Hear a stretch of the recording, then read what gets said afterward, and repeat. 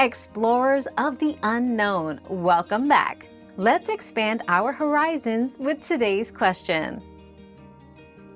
Swallowing air can indeed lead to strange noises in your stomach. This is known as aerophagia and occurs when excess air is swallowed, which then moves through the digestive tract, causing rumbling or gurgling sounds, known as borborygmi.